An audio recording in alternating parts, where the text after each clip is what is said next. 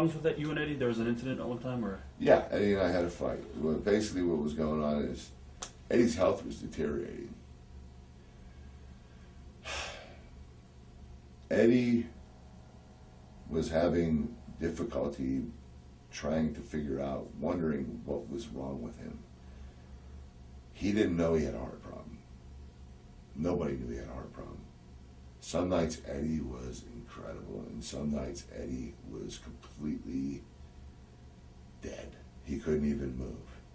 And he was so frustrated about it, praying about it, praying every night, trying to train every day, doing everything he could to make his body healthier and better and feel better and prepare for his matches. And his body just kept breaking down, and he couldn't figure out why. And I believe that it was something with the valve in his heart wasn't pumping blood to his body. So some nights when his heart was fine, he was great. And I'd be like, Eddie, you're on fire tonight, And some nights he was just dead. We had a lumberjack match, and he couldn't do anything. And it was to the point that, God bless Eddie, I love him, God bless him, but I looked up at the gorilla and I was like, can we just end this match? Because Eddie can't do it. He couldn't do anything. He was telling me, get away from me, don't touch me, don't touch me. I'm like, what do you want me to do? He goes, just stay away from me. I said, well, I got to do something. Can I throw you outside? Yeah, throw me outside. Threw him outside, the lumberjacks started beating him up. And he said, stay away from me. Now they had to stay away from him. When I brought him in the ring, I tried to do a spot with him. He held on to the rope. He said, no, don't touch me, don't touch me. So I was like, and Bubba Ray, Dudley, brother Ray, was like, what's going on? I said, something's wrong with Eddie. So the next week, we ended up doing a run-in, and a couple of guys, I think Luther Reigns and Mark Jindrak were a little stiff on Eddie.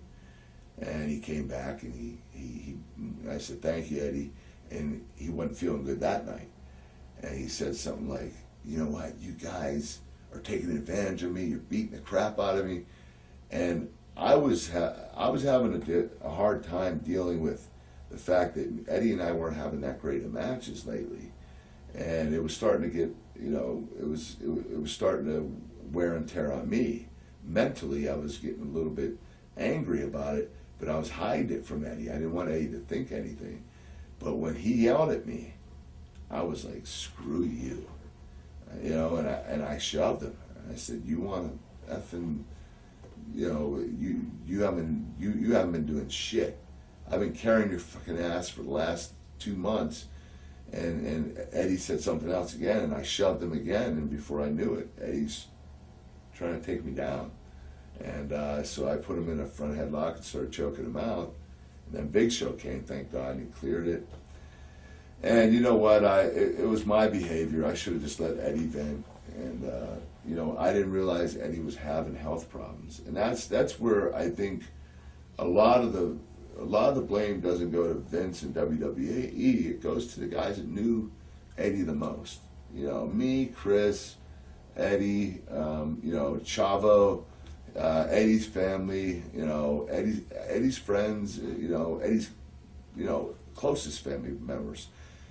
Eddie was having some health problems, and some days he would look great, and he had color, he had good skin tone. Some days he looked white as a ghost.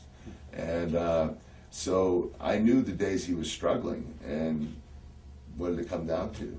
He had some kind of heart problem, and we should have had him tested a long time ago. He'd still be alive today. So, you can't blame WWE. It's not really